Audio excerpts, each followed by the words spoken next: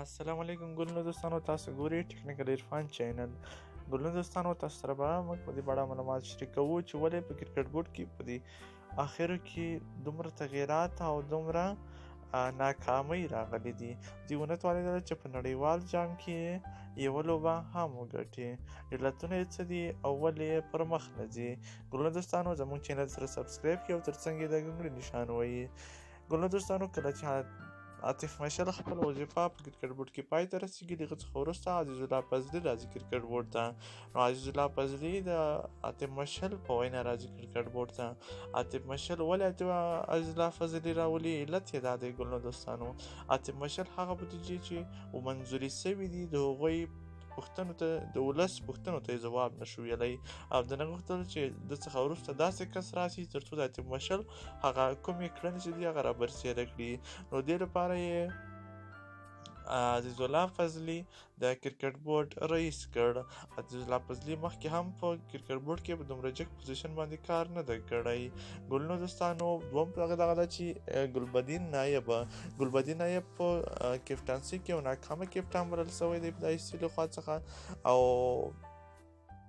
دی یو ښه آلراونډر کېدلی سي، بلکې یو ښه کپټان نسي کېدلی. ګلونو دوستانو، بل خوا په کرکټ بورډ کې مختلف تغییرات راغلي دي.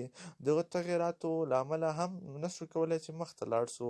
یو تغییرات یې دا ده چې شهزاد په ځای اکرام علي خیل یو کم عمره کس لوبغاړی د APL یا د میساینک او یا د نورو زونونو داسې یو لوبغاړي چې د شپږیزې ټورنمنټ یې لوبولی او ډایرکټ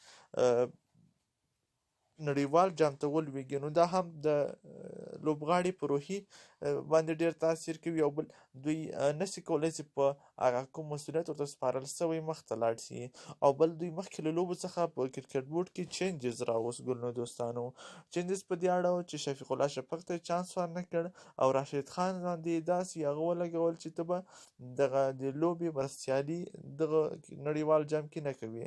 یو عمده علت یې دغه و چې په لوبه کې دغه کومه ډیسپلین د لوبې سي و، کوم نظم د لوبې سي و، دا د کپټان، سلیکشن کمیټې، منیجمنټ او رئیس لخوا څخه ګډوډ سوی و.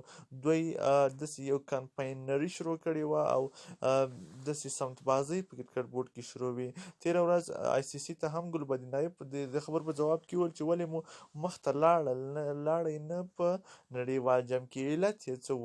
ګلبدین نایب ورته وویل چې زموږ اتفاقي مهم علت وه. ګلونو دوستانو، که مو ویډیو خوښ شوې سره شیر یې کړئ.